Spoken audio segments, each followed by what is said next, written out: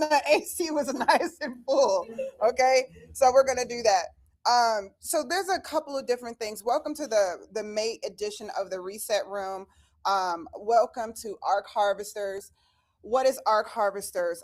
We're not simply building businesses.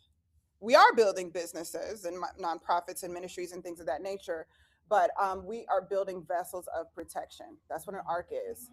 And this is something that the Lord gave me this idea. And when He gives you something, I'm like, Lord, I'm kind of tired. I'm going to do this, that.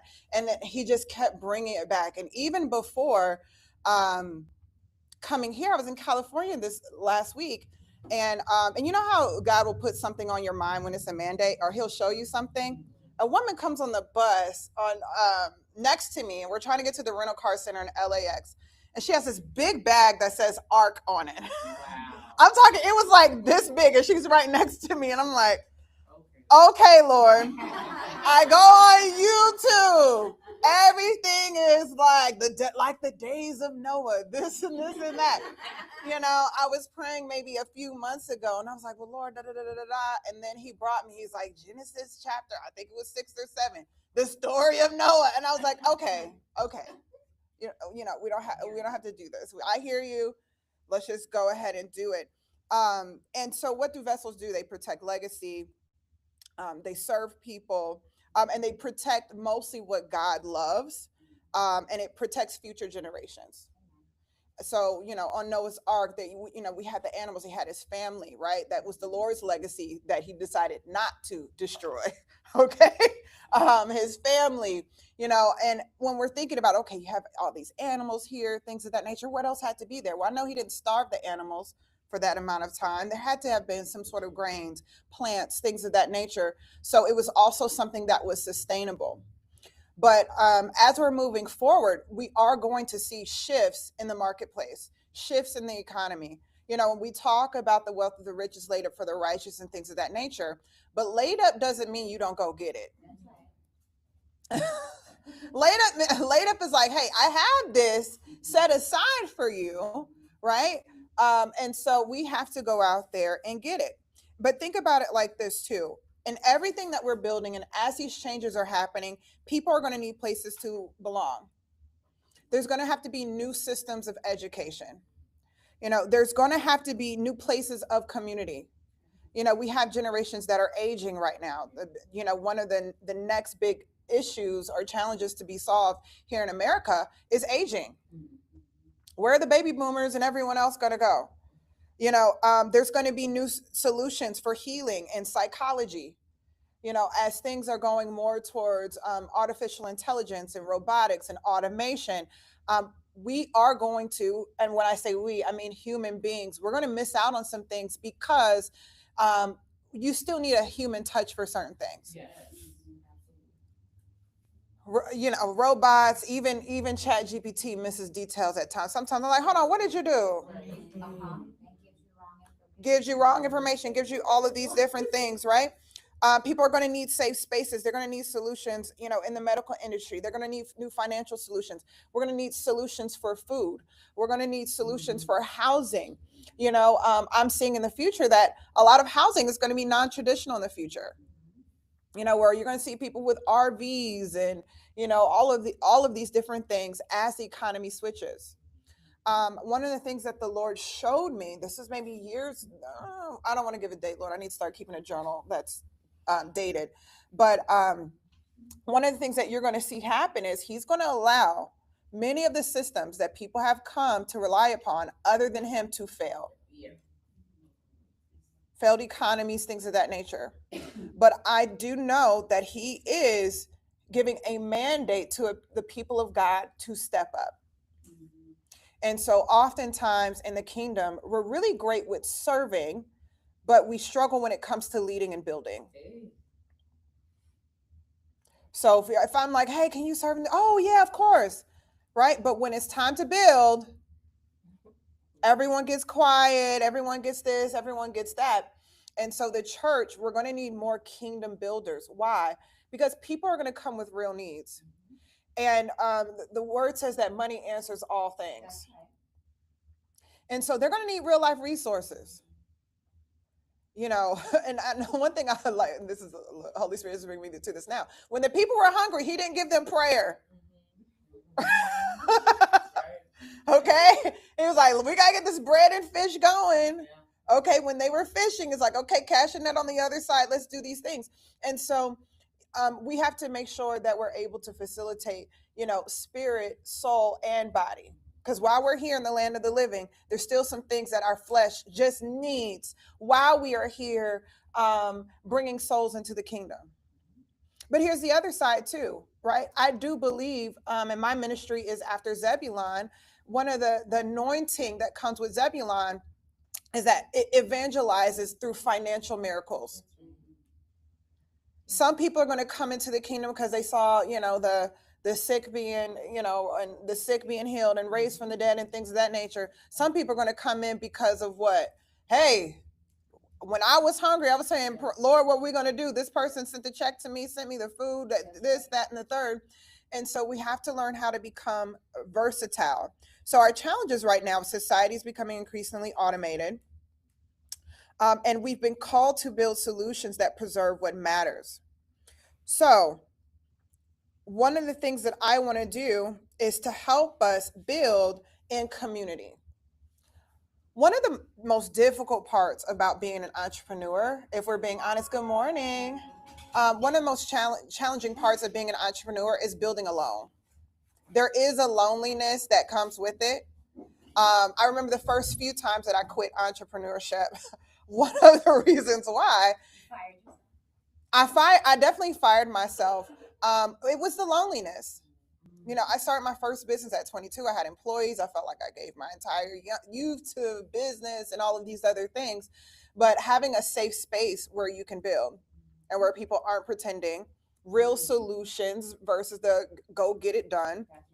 Um, you know, real solutions to challenges with hiring, challenges with scaling, challenges with finding systems, challenges with all of those different things.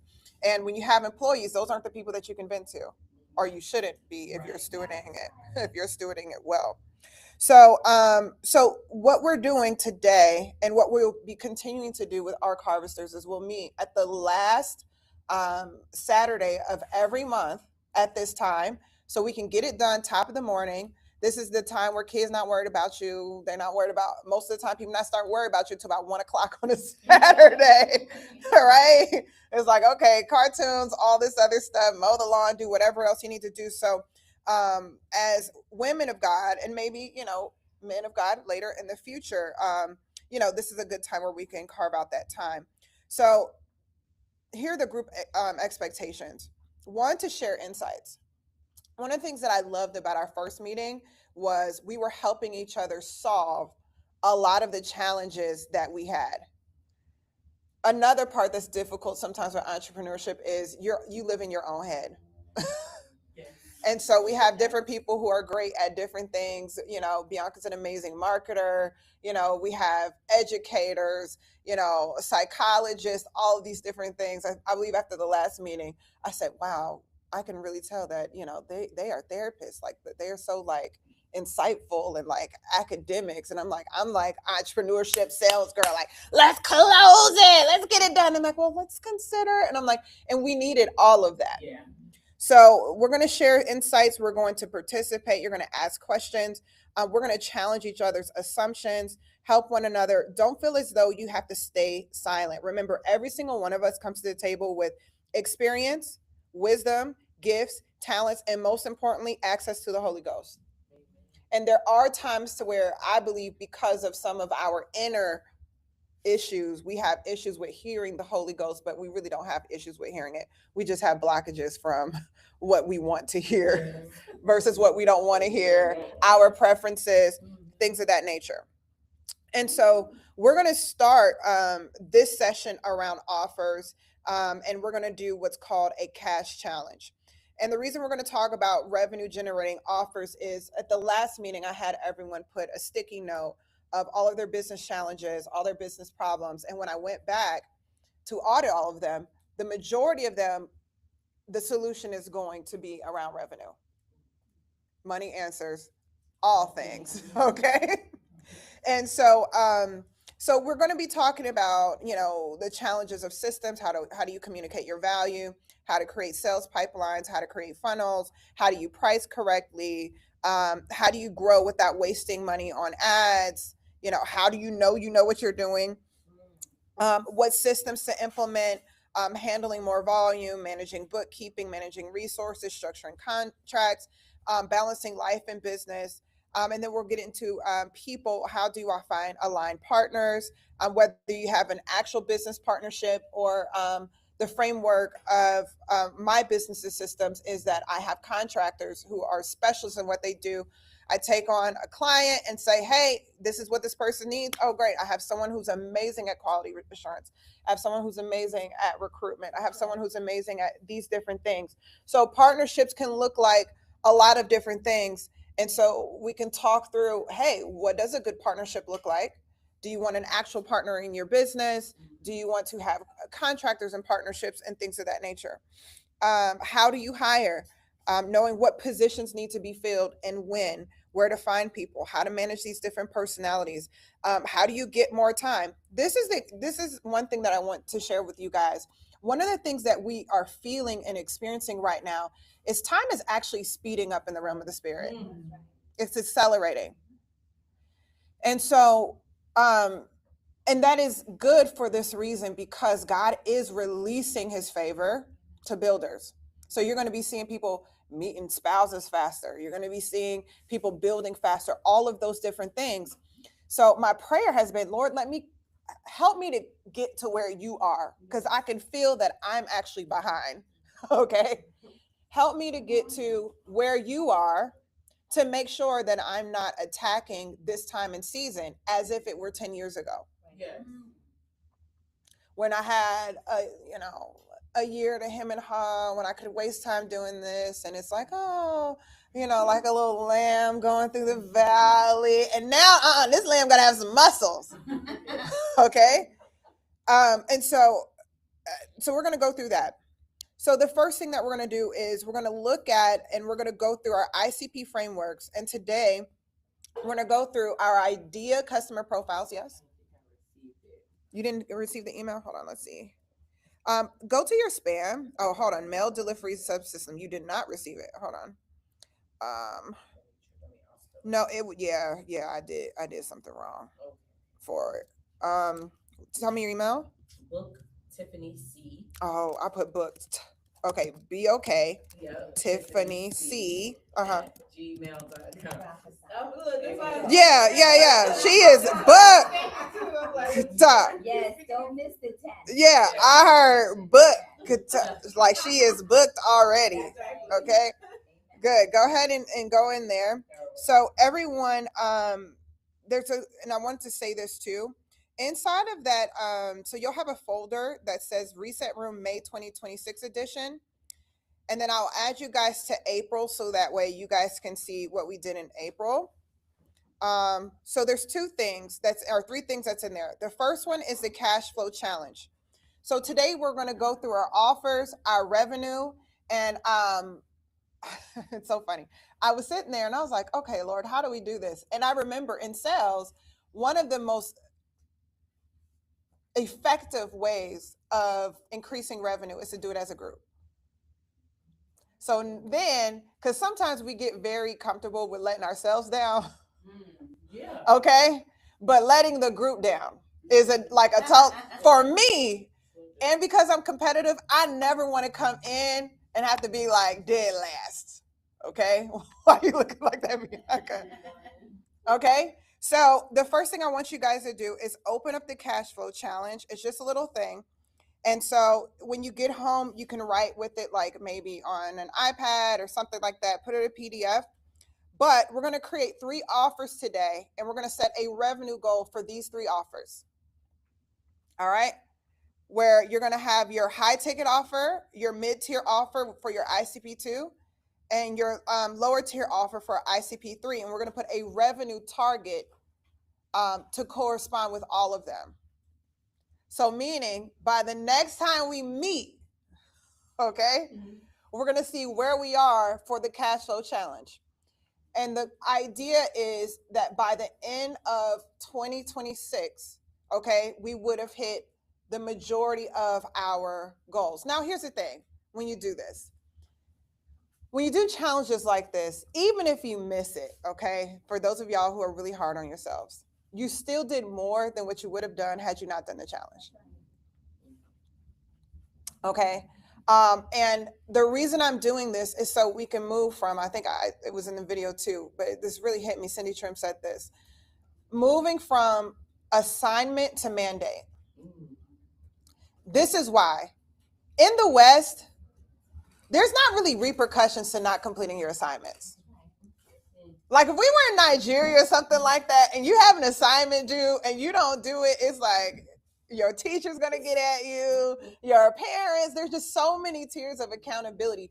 But here, you know, just because people hear the word, hey, this is my assignment to help with this, it doesn't necessarily mean that you feel drawn to do it, or you do it when you feel motivated to do it, right? Versus a mandate is something that has to be done, period. Meaning you do it when you feel like doing it, you do it when you don't feel like doing it, you do it when you feel really great and motivated, you do it when you're just like, I just have to get this done. And so we have to start treating these things like kingdom mandates. No excuses, find a way. And so my prayer is that by the end of today, you'll have a stronger sense of purpose, that you'll have the wisdom, that we'll share the different frameworks, how we're going to execute on these things, the structures, the aha moments, and ultimately, what is very important is the enthusiasm to get it done. The enthusiasm to get it done. Okay. So we're talking about revenue. The first thing when we talk about it is we need to, every single one of us, we need to decide and understand who our customers are. Who our customers are, where we find them, or where they can be found, where they're hanging out, what problems do they have, what pains they have as a result of it, what are the repercussions of that, right? And then the price that they're paying by not fixing it. What does it cost them financially to not fix it? So with that, this is a slight review, but I want to refresh us. We have 3 different ideal customer profiles. Your highest tier, okay, and then we can go down to, let me make sure that we're on the same page in here.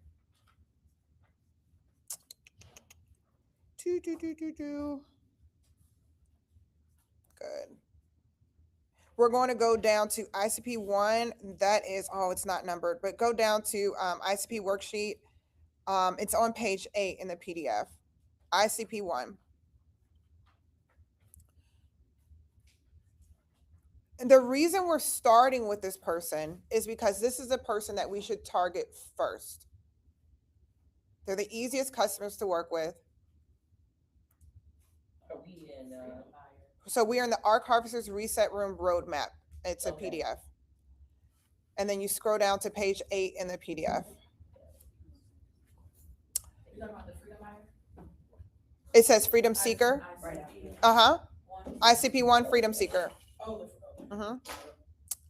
The reason that we target this person first is this is a person who is looking for freedom over anything else. Freedom, freedom, freedom. So if you go into the materials in the May Dropbox, there's only 3 things there. One is the cash challenge. It's just a photo. And then the second thing in that drive folder is the Reset Room. It's a PDF and it says Reset Room Roadmap. And the third one is the agenda. So go to the second one and then scroll down in the PDF to page 8. Yes, yes? Yeah. Okay, got it. So this person is someone who is looking for freedom, freedom of time, also freedom of brain power. This person is very aware of what they should and should not be doing. This is also someone who's aware of where they bring value. So not that they can't do it, but they're not going to get the largest return on their time and energy if they do. They have a heightened understanding of that. They tend to appreciate simplicity, delegation, and they want results with peace of mind. Results with peace of mind. So this is the person who is motivated by freedom. Typically, they have a high need and high resources. Now, here's what's very important. The first thing is, especially when you're starting the scale, with these types of clients, you don't need a lot of them. So for instance, for my ICP1, I'm only looking to 1 to 4 of them per quarter. That's it. 1 to 4 per quarter. And 4 is pushing it. The second thing is they are typically somewhat aware of their problem, but haven't necessarily found the right solution. The third thing to remember is they're looking for a trusted solution, meaning they don't want to have to do this over and over and over again.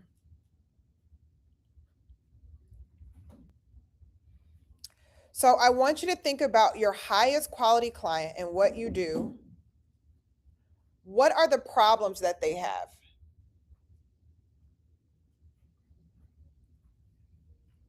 What outcome do they want? And why should they choose you? So we're going to rest that for just 1 second. So I want everyone to think about who this person is. Did someone come up in your mind? You've already worked with them in the past. Maybe you've seen them before. You've been in organizations like theirs. Maybe they were a CEO. Hey, maybe they're a family where, hey, mom and dad, they're CEOs, they're directors. They're pretty busy, but they still want solutions for their children. Who is this person for what it is that you do? Who is this person? How do they spend their time? Another question I like to ask is, how do they not want to spend their time? Right. What do they not want to spend their time doing? Does everyone have someone in mind that you can think of? Okay, so let's kind of share who this person is for you all. Who wants to go first? Okay, for me, they are relocation buyers. They need to relocate to Metro Atlanta from wherever state they're coming from. So that would be what they want and who they are. What frustrates them, the not knowing what to expect on the other side of what their need is, and what outcome are they willing to pay for.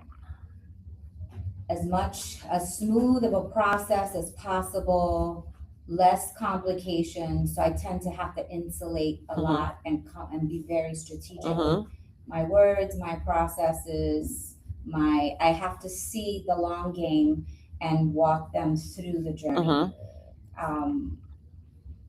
And that's what they're paying for. Okay. And then what resources do they have? Well, they already have either the cash flow or the liquid in their account. They have their assets built into equity in their home that they need to sell, or they may just want to not sell and repurchase. So it really just depends on what their financial strategy is and what outcomes are there, what resources do they have, who are they, and what do they want. Okay. All right. Did I cover everything? You real estate? I'm a real estate broker. Yeah. Oh, I can tell. We both agents. Oh, okay. Yeah. So there's 3 things I want you guys to think of. The first thing is, what is the actual problem? That's it. What's the problem that they have? It should be easily stated. So for instance, for my clients, their problem is inconsistent results with their sales team and scaling. Inconsistent revenue. Simple as that. Mine is still not understanding the basics of credit, like how to maintain it. So the problem isn't necessarily their lack of understanding. The problem is, what's the problem for them? Their What is lack the- of knowledge? Well, could it be that they have bad credit? Well, some of them don't. Like most of my clients don't have bad credit. They see something off or they don't have enough credit, but it's still considered bad credit. But if Okay. you have credit, it's still considered bad credit, but it just depends. So most of your problems are going to be around a few different things. It's either going to be around money, right? Health, or relationships. And so, Resources, like Different disciplines. right? So you're going to have to determine what is their problem. My clients have a money problem. They want to make more money. So, and the reason this is important is we want to make sure that we're setting up all of our ICPs and all of our offers to where it communicates a specific problem when we're marketing this. And so if you don't have the problem defined, then you're not going to be able to communicate the problem. And you're also going to have difficulty finding, where do I find these locations? Where do I find these businesses? Where do I find these families? Where do I find all of these different things? So that way, when we go to deploy these offers, you have a very clear message to where you've got, hey, 2 seconds to address this person. What is it? So for your ICP 1, this is the person that has the big problem. These are the people that are going to spend a lot more money with you. The second thing is the pain. Yes? ICP stands for. The ideal customer profile. Thank you. Yep. Number 2, what pain are they experiencing? The pain is the repercussions of the problem. So I'll give you an example. For my business, yes? I kind of just was thinking like with mine, it's like, they're kind of just like, why do we need to spend that much money, like for childcare? Why should we spend that much money when we rather, they want to use that money for other things? So that's not your ICP 1. Your ICP 1, so you have 3 ICPs. Your ICP 1, they're looking for freedom. People who are looking for freedom expect to spend money to gain it. They have an investment mindset. ICP 2, they're looking for profit. They're just looking, how can I make money? ICP 3 typically is someone that is highly fear-based. These are going to be the hardest people to do business with. Okay? So this is someone that is they're the hardest to do business with. They're the hardest to make money with, all of these things, because they don't have an investment mindset yet, but God. So because of that, they are highly fear-based, and it's more likely that they're not going to want to spend the money. So I'll give you an idea. What if we are those? Huh? What if we are those people? So the goal is by the end of this, You attract a lot of them because you attract what you are. by the end of this, you won't do that because you'll have an understanding of it, and then you'll renew your mind. And so one of the hardest parts about when you're starting a business is not pitching with your own pockets. Pitching with your own pockets is when you offer, you price, and all that stuff based on the money that you have versus the money that's accessible. Okay? So the first thing is, especially when you're looking to move from one area to the next, that's one thing we teach people in sales. Don't pitch with your own pockets. Don't assume that they don't have it because you currently don't. Yes, and it'll offend them too. Yes, it will offend them. And also, when you pitch with your own pockets, if you price too low, it makes a person say they clearly don't know what they're talking about, because anyone who did and had the experience would have never given me a quote like that. Right. Why would you say that? Okay? And then the other side to it is people assume that it'll be shoddy work. I'll give you an example. I had this guy lay some flooring in my house, and the price he gave me, I said, well, he's the only person that can come tomorrow. So I said, let's see how he does in one room. Why? Because in one room, it's not a big investment. Yeah. I can have someone pull it up. You know, it was something where I was like willing to risk, right? He did an amazing job. An amazing job. The issue is that he probably only made a third of what he probably should have for the job. And so, and when you're like that, you'll probably, you know, if you get into that mindset, you'll always feel like, I'll never have money. It's not that you don't have money. It's just you haven't set your pricing enough up in a way to do so. So your ICP1, these are people who are looking for freedom. ICP2, we're going to get into that. They are chasing profits. Okay. ICP3, they are usually experiencing some sort of pain that they want resolved immediately.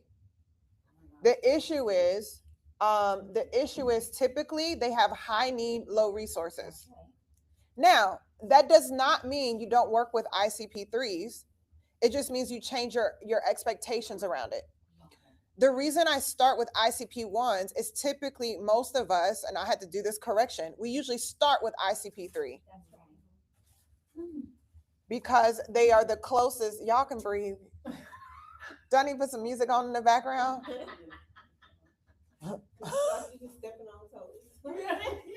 I'm the 3 all day, I feel like. Okay, so we're speaking something new. We're speaking something new today, okay? You're fine. And so most of the time we start off with ICP3, but they actually have the most resistance and are going to provide you with the most resistance to work with. But typically, people start with ICP3 because either A, they're the people that are directly around you, or B, remember this, it also doesn't take as much courage to necessarily close an ICP3. Yeah. And there's more of them on the market, especially in real estate. There's more levels. There's more on there. But ICP1s are the ones that will make you refine your strategy. They will make you have to show up more consistently. But you can show up more consistently effectively, right? But it's like hunting to shoot a bear. There may be one bear out there, but you're gonna have meat for a long time. So you either decide, hey, you're gonna eat sardines every day, and you gotta go out there every day, all day, and eat all day, or you're gonna shoot a bear and you're gonna last for a time. You got enough time in between to get the next bear. Yeah, it may be able to, it can hold you over for some time. So that's why we're starting off with ICP1. So the first thing is I want you to think about two different things. What is the actual problem and what is the pain? This is important because as we deploy these things, you have to be able to communicate the pain. When you close deals, you speak to the pain, and the better you know the pain, the more that people are going to assume that you have the solution for said pain because they're like, hey, this person knows my problem. Pain. All right. What is the pain that they're dealing with? This will help you with a couple of different things. Cold calls, if you need to make them, actually closing the deal. It'll help you with marketing, communications, and relatability. I'll give you a secret of mine. One of my highest returning emails right now is, it's 9 a.m. Do you know where your sales reps are? A CEO is like, you know what? I don't. All I know is they're not closing. One might be in the shower right now. One's off camera on Zoom. One may be at the spa. One may be here, there, everywhere. And it just speaks to an issue that most CEOs have is, hey, I see the sales aren't coming in, but I can't really say why. But when you know the person's pain, you could speak to it specifically. And so when you're closing deals by speaking to the pain before you offer the product.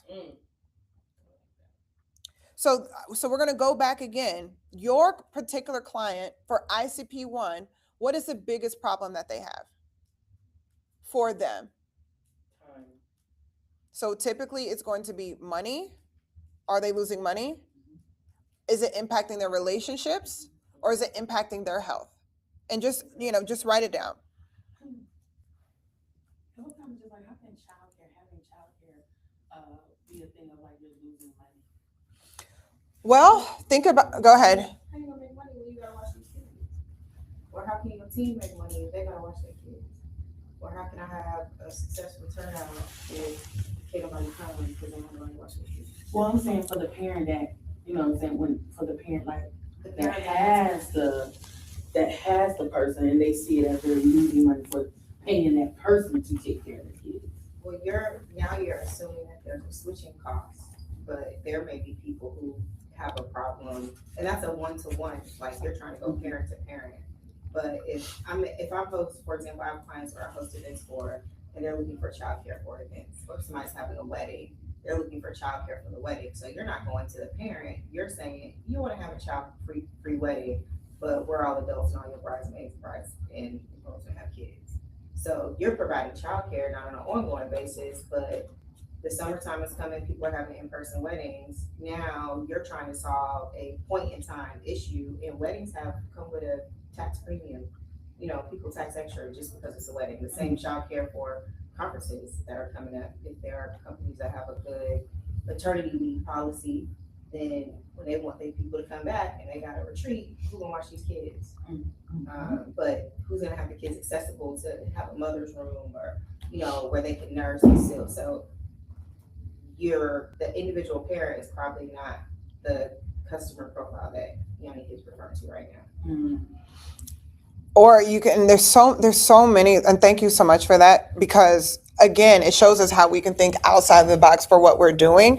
And here's the other thing, your ICP profiles, what I love about ICP ones is they force you out of your comfort zone. So they force you out of your normal network. They force you out of your normal, who's within touch, within reach, things of that nature. But two, I've seen it to where for many CEOs, directors, work doesn't end at 5 o'clock. Most deals don't go down at 10 a.m. They go down at 7 p.m., at 6 p.m. They got to spend time with their team. They're traveling. They're doing all of these different things to where if they don't have childcare, it can cost them 6 figures, 7 figures over the course of a year because they can't be present because they don't have reliable or consistent childcare. So it can cost people money, but you have to think about, this is ICP 1.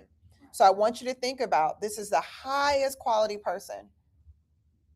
So I want you to get out of, this ain't a babysitter. This is the higher end. You're a solution. Yes, you're a solution. Okay, 2. The second thing that I want you all to list in detail is for your ICP 1, what are the repercussions of this pain? See if you can get to at least 10 to 12 things. I would prefer you to get to 12 items. That's your number. That is my number, 12, right? 12 things. What are the pains? What are the repercussions of them not getting this problem solved? I know recently, I think one of my parents said she had to go, out of the country. And she's kind of like, I gotta go because the position that she's in, she's like one of the managers. And she's like, are you able to do overnight? So write down, I want you to write 12 repercussions for your highest quality. So, and when you think of ICP 1, they're not spending $5 with you. These are people that are spending 5 and 6 figures with you. Now, if you don't have an offer for ICP 1, that means that you got to solve bigger problems. You need to have an offer for ICP 1, meaning if someone has 5 to 6 figures or more to spend with you, what kind of problem are you solving? Large problems pay big bucks. That's right. So, and here, I'm going to put a little music on. And we are going to, and look, access the Holy Spirit. Ask Holy Spirit right now, come down, speak to them, to the issue that you're seeing that maybe they are not. You want to sit in another chair? Okay. Oh yeah, because you're not able to do the lap right now. I love it. I love it. God bless you. So I want you to ask Holy Spirit right now. You need help, April? No, Okay. Do you have your 12 items? working on it. April, you got to do your own 12. No, I mean, come here, I see the one I know. I'm not, and you're not in not in trouble. Okay, because I want her to be able to come up with her own 12. Okay. And for you to come up with your own 12. Okay. All right. 12 items.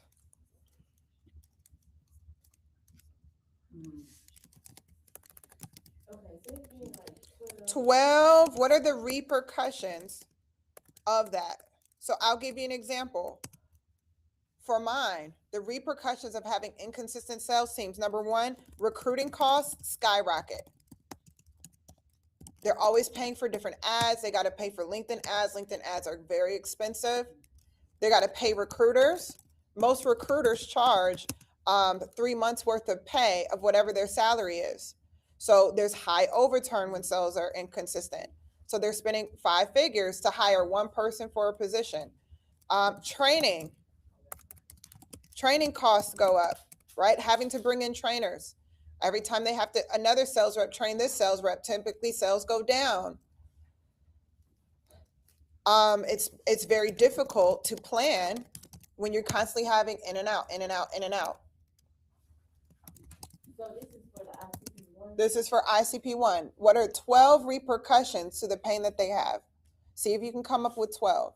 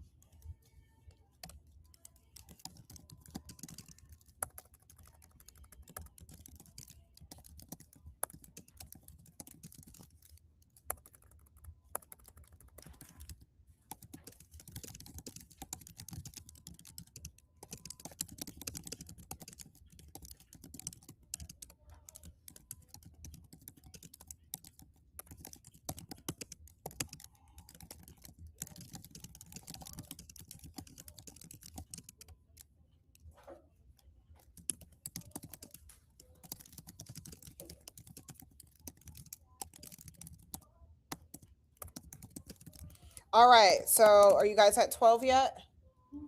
Okay. Well, how many do you have so far? Okay, 10.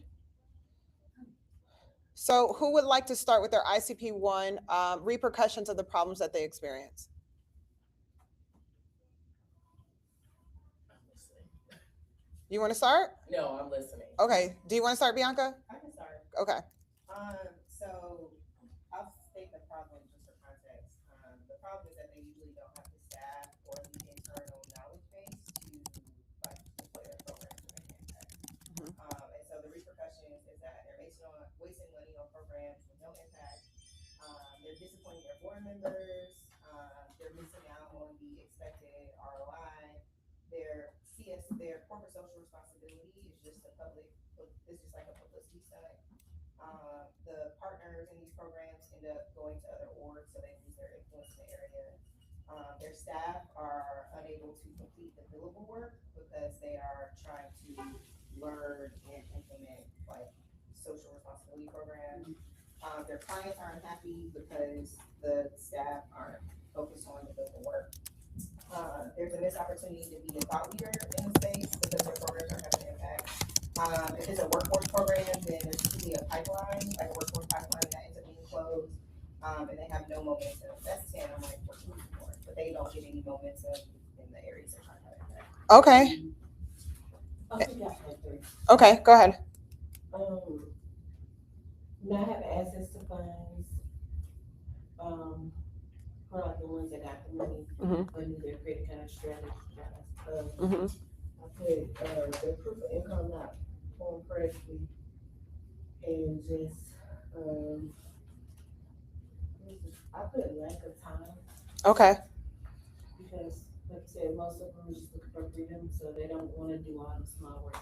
They just want somebody like handle this system. Okay. I think you need I think you need a higher offer. You need a 5-figure offer. At least. Yeah, because it's a lot of work.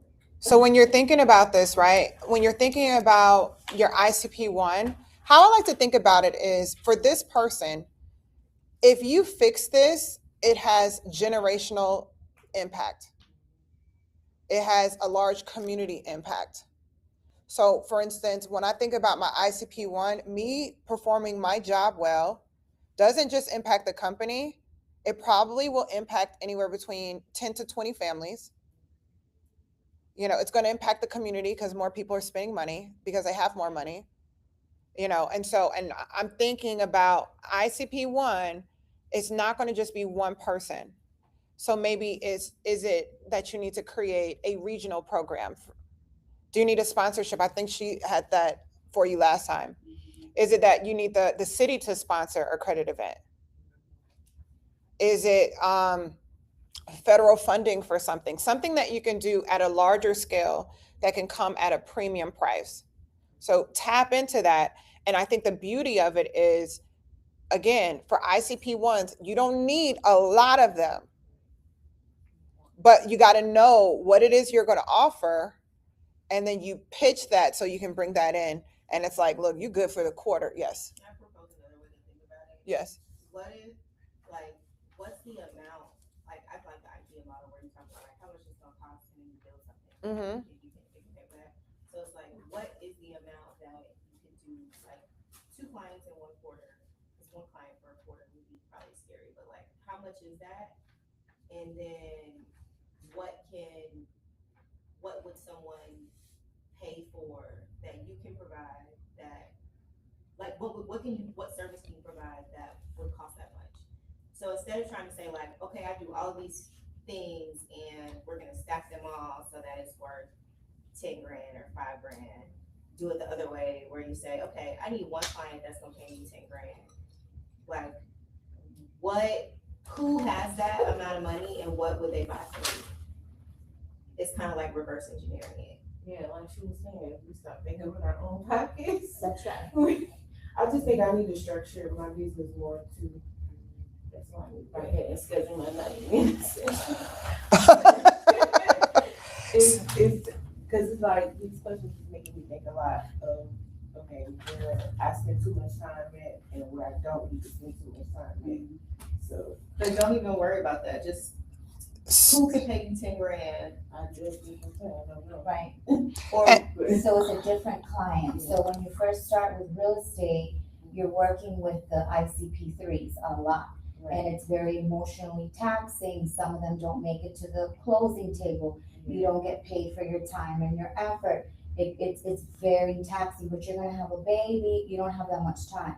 So now maybe you're not selling in the 250s and 350s, now you're selling no less than 500,000 and up. So with real estate, really look at price point, and anything below that threshold, now you're referring it out to Bianca or Melissa, and you're getting paid referral. So you stay home with the baby, you take 25% of the deal just for brokering the transaction without having to run around and close it.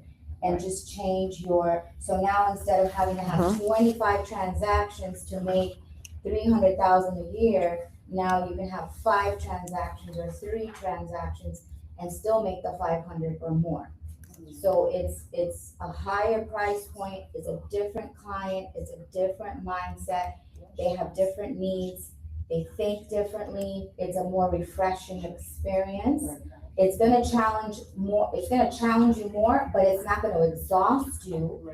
And then you're gonna make the same amount of money or more and have to work harder. So you're not spinning your wheels all the time. Right. Making sense? Because with that 1 and that 2 is not bad. 2 is in real estate, those are your investors. They just want you to find the right property and they just want to build a portfolio. The 2s are probably the easiest, but you probably want to have a balance between 2s and 3s, and just 1s, just start referring them out to like newer agents that, they want to get some experience. Yes. So that's the best, with a real estate perspective, the best strategy.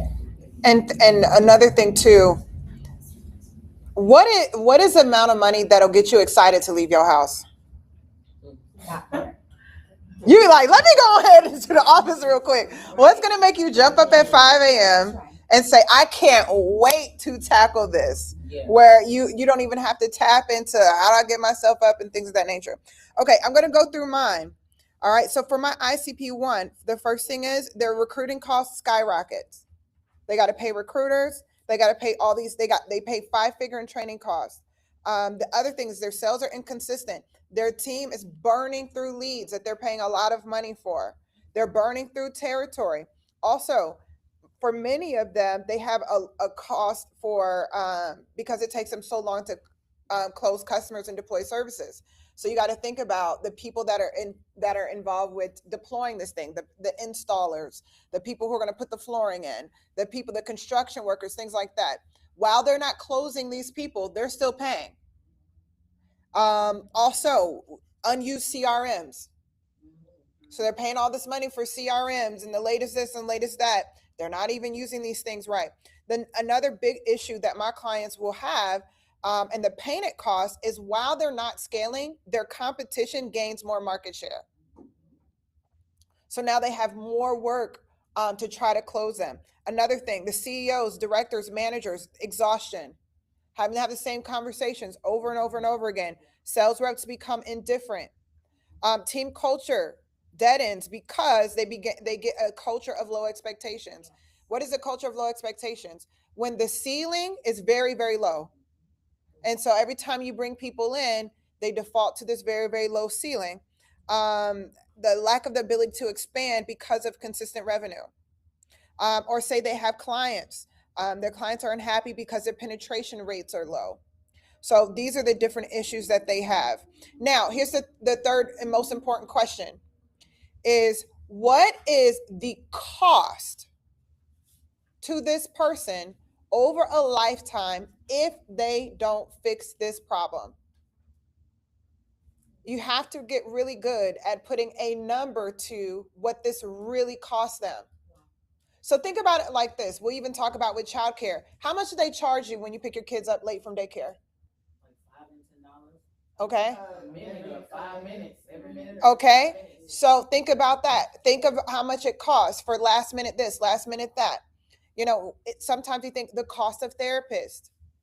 What is the cost if you get a home and you didn't research the school systems right? Your child isn't able to get their is it called an IEP? Whatever it is, right? Your child isn't getting the type of help that they need because the school system doesn't provide for what they need. So then you're paying all this extra cost. So I want you guys to put a financial cost to this person, which is going to have to make you look further ahead. If they go a lifetime, I like to call it 30 years, without fixing this, what is it going to cost them? Typically, it's already costing them this. They just don't realize it because they haven't put two and two together. So remember, people don't like to have to use the front of their brains. What is it, the precortex? Yeah. Why? Because it takes up a lot of energy. So what you're doing is you're making this plain. This is also how you close large ICPs, is because you need to be able to demonstrate the total revenue loss of this pain, and you're bringing it to the forefront. So take some time, write it down, and I want you guys to get kind of like really sit, get in your prefrontal cortex, and just start writing some things. You may need to draw. What's the math? I can't even figure out the math on it. So you add up all the problems, what it would cost you, and then for it, you think monthly, multiply it times a year, multiply it times 30 years. What it would cost them. What it would cost them over the course of a lifetime if they did not fix this problem. Now, here's the second thing that I want you to remember is the most money you'll ever lose is never the money that went through your hands. It's the money that never got there because you didn't fix the problem. Most people look at it, this was in my hands and I lost it. That's the biggest area. My number one closer for clients is not necessarily the money they can save, it's the money they could have been making had they fixed this problem. Talk to their pain. But So they're not looking at that. They're not coming from that perspective. So I want you to be able, go ahead and write down a number for that. So think of what is it costing them monthly? Get creative. Really try to step into their shoes. So think of it. What does this person do for a living? What's their lifestyle like? How much is it going to cost them to fix their relationship? How much is couples counseling? How much is it going to cost them lifestyle wise? Is it costing their health because they're so stressed? Special tutors, special this, special that.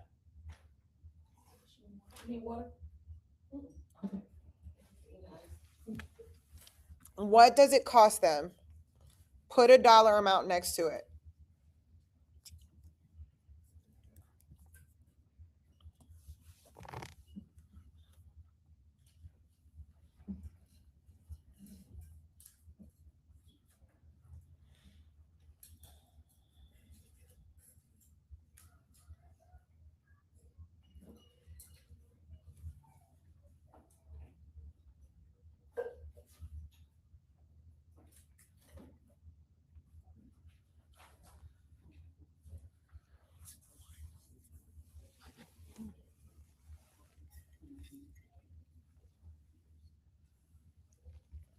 What does it cost them? For instance, I just calculated one for a client that I have from when he started to now. By not having this problem fixed, so far over 2 years, it's costed him $840,000. But then I think about how long have you been open as a business where you haven't been operating at this capacity? So for this person, and this is before anything gets better, most businesses will improve at about 15% revenue per year, anywhere between 8 to 15% for someone that's strong, right? So if I look at just the difference in what we've done so far, and this person has been open for 7 years, it's cost them nearly $3 million. Had that problem been fixed sooner, they would have had an extra $3 million. So for me, with a seller who I've already consulted with and prepared and given him everything that is needed for them to go on the market and gain their top return on investment for the current market, if they tend to procrastinate, they miss the window of the market within the time frame that we had the conversation. Whether they delay because now the wife decided that she wants to have the whole house painted, even though I told them that's not necessary. So now they're playing with time, they're procrastinating, and they didn't follow the listing preparation expectations. So now they are receiving lower offers, they're sitting on the market longer. They're having to move on to the next property because the pressure to perform is still waiting on the other side. Now they're paying 2 mortgages at the same time. So they've missed the deadline, they've missed the market. And if they continue these behaviors and don't change over a lifetime, they can be looking at up to $3 million of cost. And then get into also the personal things too. Right. So that would be, it could lead to divorce, marital stress, that leads to therapy, that's more cost. Paying more for the property that they want on the other side because the timelines are off.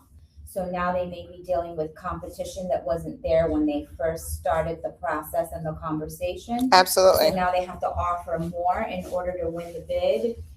Stress that leads to disease, that can be very costly or even cost you your life. They are missing deadlines, that's costing them business. They could have missed the market on the timeline to enroll the children in the school, and now they have to enroll them in a different school. And that school may have not been their top choice, but it may be more expensive. So yeah. All of that. That's a lot. And even think about sometimes missed investment opportunities. You know, I remember, there was a while back in Atlanta where they had some like 2-for-1 deals with the house that got the house on it, things of that nature. Okay, so now we're going to the next thing. There's 4 questions you need to be able to answer. The first thing is, how do you solve the problem and what is different about your solution? What makes your solution, so how do you fix the problem? What makes your solution different from others? Most of the time, it's not even like across the sea. I'll give you an example for me. Most companies come in and they do sales training. What I do is I can put together all the systems necessary to have a successful department. Why is that important? Because most of the time, most of the companies, they fix one thing, and as one thing's being fixed, something else is being broken, then this. And it only works when all the systems are working at the same time. So I don't just provide sales training. I do leadership development, which focuses on the mentality of their sales reps. I also do sales training. I also can build out and have CRMs built out. I also can do the recruiting. So you have the pipeline coming in of the right sales reps. I have professionals to onboard. I also deal with quality control to where we can do everything as one box and fix it at the same time as a total solution versus needing to have 5 different people do 5 different roles and hope and pray that they're all on the same page. They all have the same mindset. They all have shared goals. And most companies don't have that. So that's what's different from my solution. That makes it, remember, our ICP1 wants freedom. So now I just took 5 roles off of their plate. So that's what's different about my solution. What is different about your solution? And the reason you're writing it down is you have to be able to communicate this. And most of the time we leave a few different things on the table when it comes to our abilities to communicate it. Another way of asking this question is, what is unique about your approach?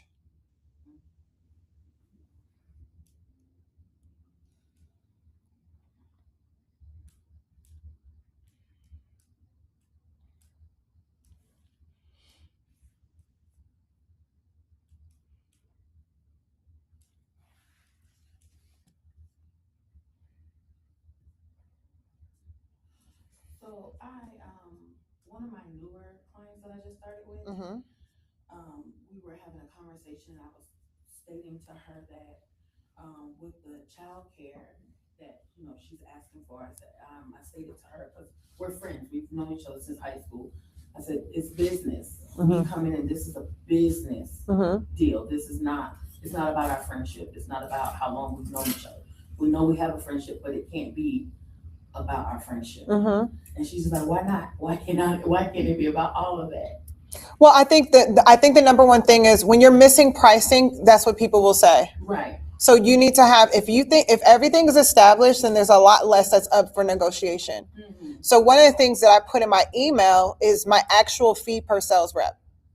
So that way, when people click, I know they have the money. So before we get into like back and forth, why? Because for this particular product, I want to weed out all of the lower ICPs. So that way I know, okay, these are the people that I'm having personal conversations with. This is who I'm calling. This is who I'm reaching out to on LinkedIn. This is who I'm warming up. This is who all of those things. So as we get into the pricing and the establishment, that way when people say, well, can you help me with this? Boom, here's my website. This is the service. Let me know, and then I'll send you an invoice. So the less that you have established, the more it seems like your side hustle than your business, because nothing is established. Do you get what I mean? And so you're able to, and what this is going to do as we complete this is it's going to allow you to set a standard. Right. 'Cause that's what I'm pretty much. Okay. So we know the problem that they have. We know your solution. The third question, because this is very important, do you know for a fact that you're able to provide them with a solution? Can you fix their problem? If you know for sure you can fix their problem, great. Nothing kills a business faster than you going in and not having the competence to get it done. But this is the second reason I asked this. I asked, do you know you can fix this problem? Because once you know you can fix the problem, you should take that same amount of confidence when it's time to price and to close. Okay. So the first thing that we're going to do is you have to understand that as you are working with customers, you are over time building trust with them. Over time building trust. And what we do is I want you guys to turn to page 17 in the book, in your workbook. And here's the offer ladder. Just like a ladder, you start on the first one and then you go up to whatever step is, right? Unless you're a monkey. So typically,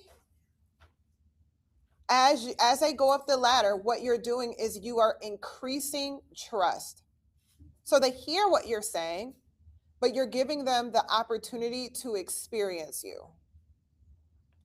So usually your first offer will be around mindset.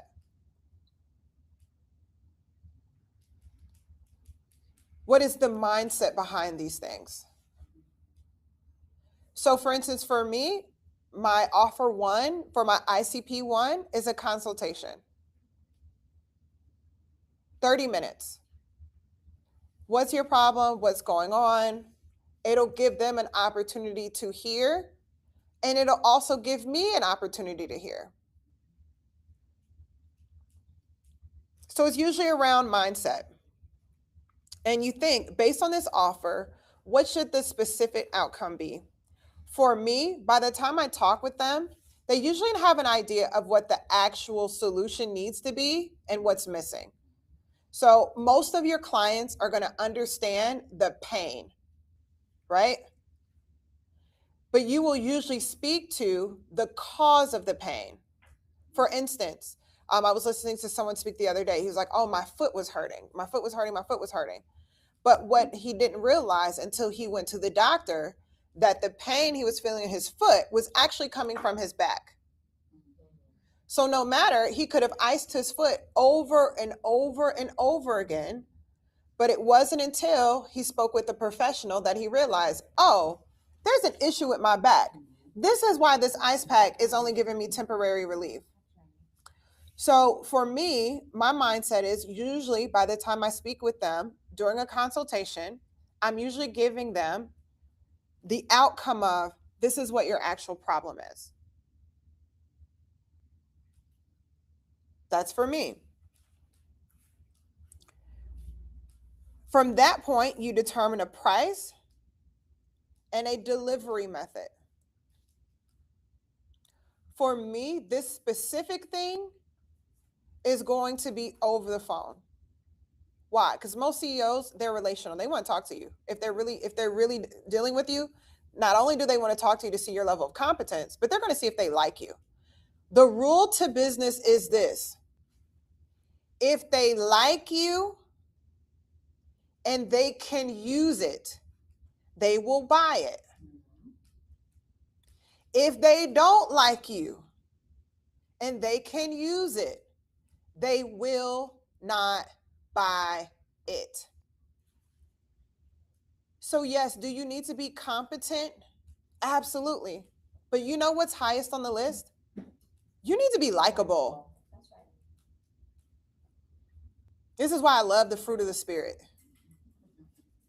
Because the Holy Spirit will reveal to you what, when we talk about patience, kindness, forbearance, all of these different things, your countenance, all of those different things, he's revealing to us the secrets to all these things.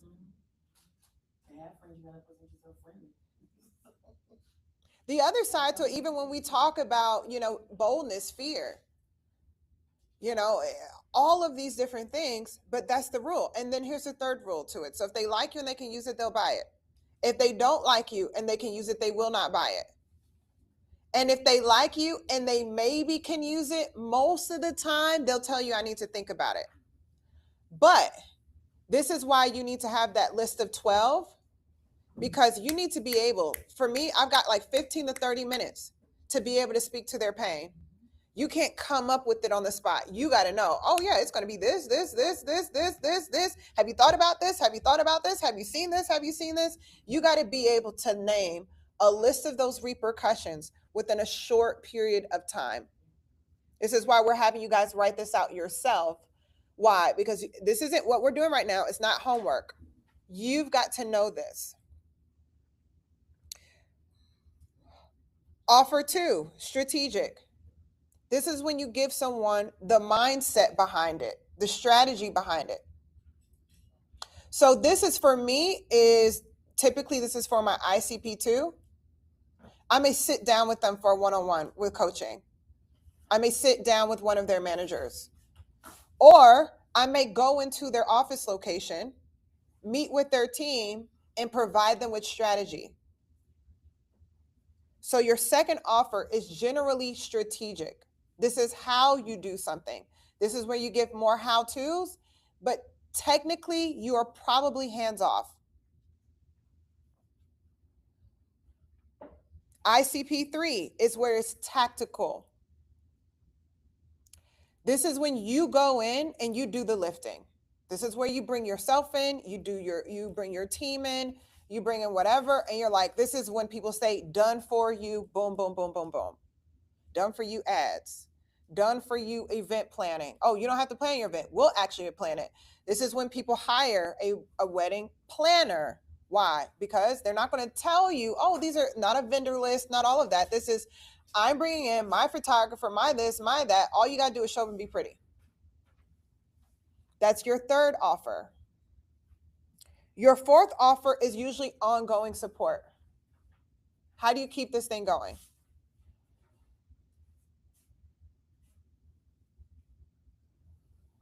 After you've done everything else, what's next? This is the maintenance side to it. So right now, how many of you guys already have 4 offers for your ICP1? None? Okay, so we're going to take some time, and I want you guys to think through 4 offers. You got to think of something mindset, strategic, tactical, and how you can get ongoing support.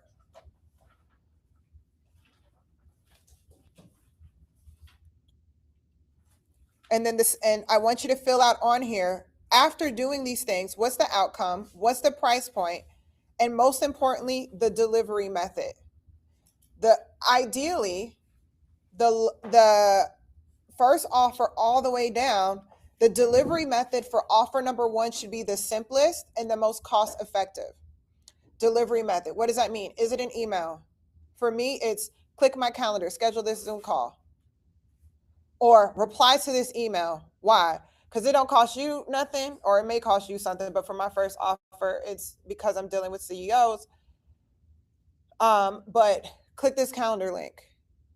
Is it online delivery of digital products? Is it a Zoom call?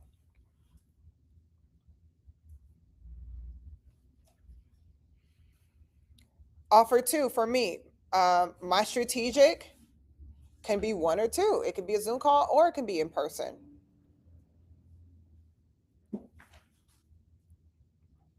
And so you want to do that all the way down. I'm going to put some of the music on. So you'll have some time and then go through that.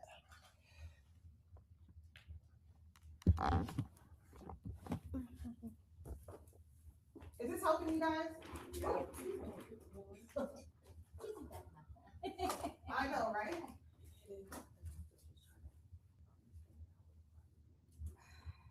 Think big, think big. Now, if you're having a hard time coming up with these things, get creative. What is something that you haven't done before? Pray. I'm gonna put on some good music for Holy Ghost. Help us get a little bit strategic.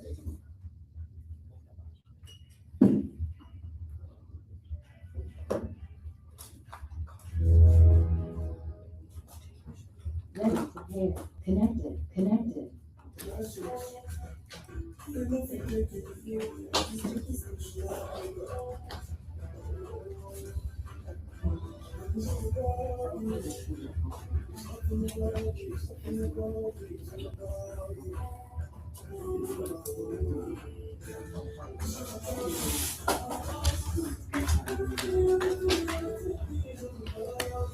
Let me know if you need some help.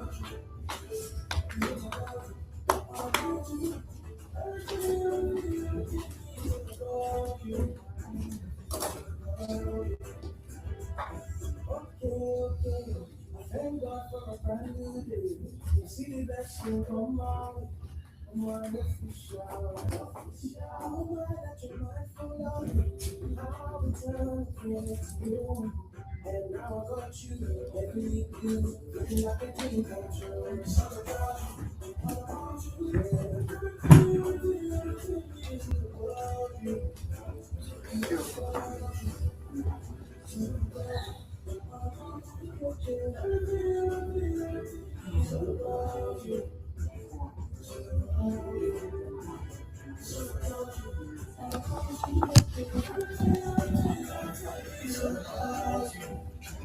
So about you.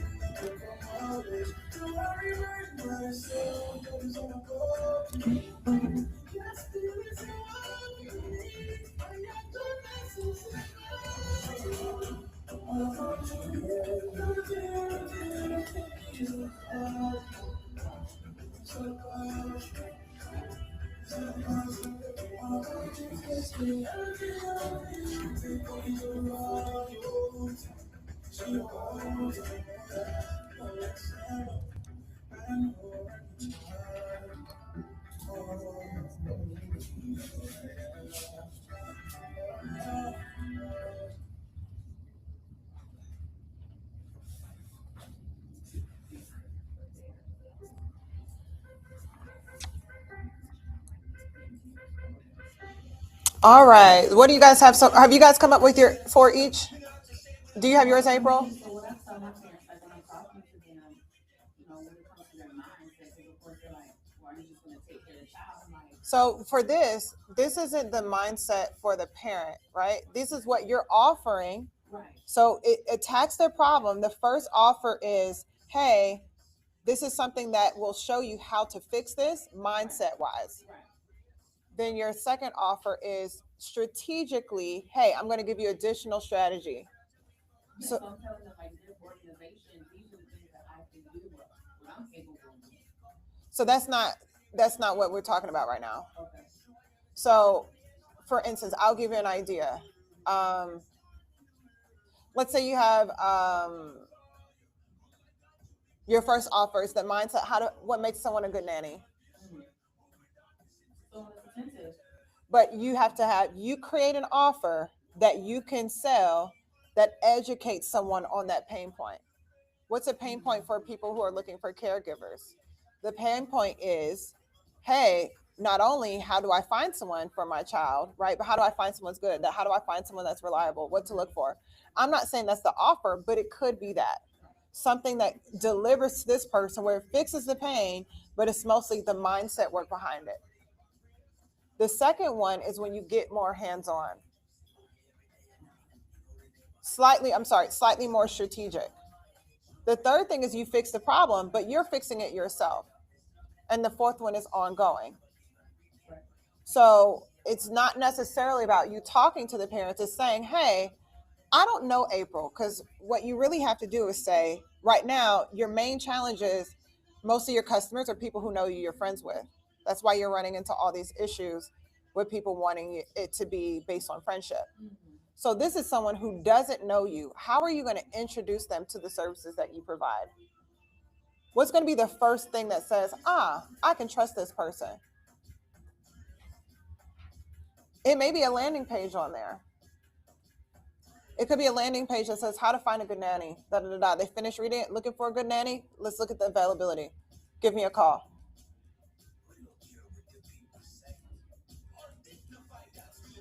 So go ahead.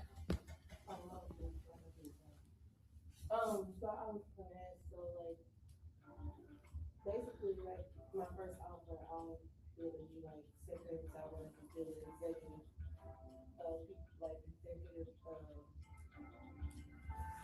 clients, business owners, and like real estate investors, stuff like that. That I have a list of things that I can offer them, that I will offer them. Like you said, we need like 10 or 12. I offer them what comes with this package or with this offer, and then it should cover everything we need. So, okay, so pause. Everyone pause real quick. Maybe I think I wasn't being super clear. So when you create an offer, what an offer is something that you're providing your customer with that will allow them that will ultimately get you to at least 3 and 4 level. But it's an introductory. So I have one offer, one main offer, right? Which is the team revamps and it's really sales team infrastructure, right?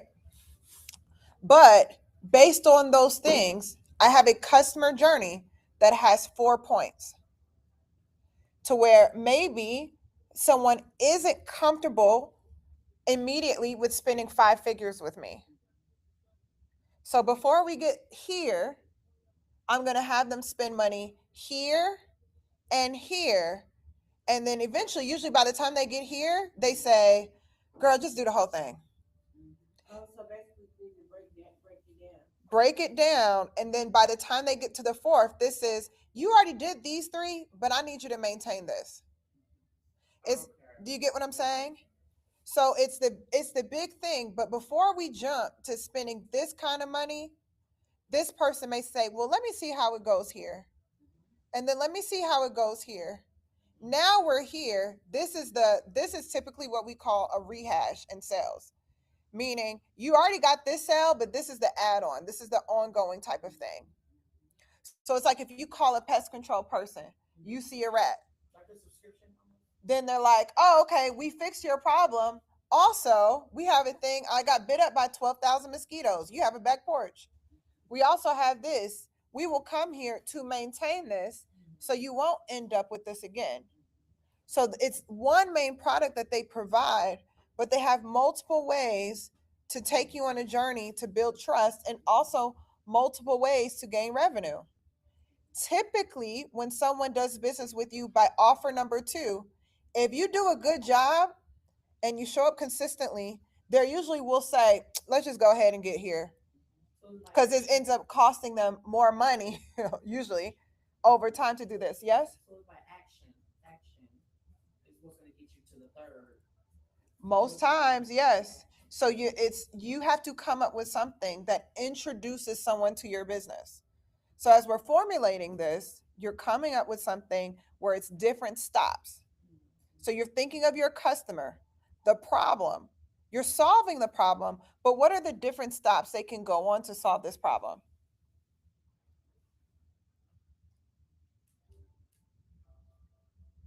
So one big stop for me is I'll go in and do similar to what we're doing now for a team. By the time they're done, they're very aware of the problem, but they're also very aware that they lack the capacity to fix it themselves. Or for my ICP1, they could do it, but they become very aware that it will take them much longer to do it.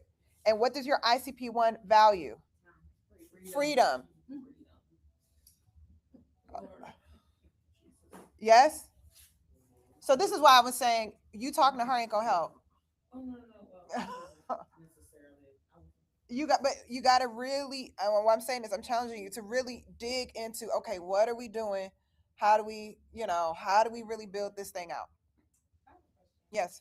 So one issue I have is that usually in the consultation, and you experience this with me with True Vet, Uh-huh.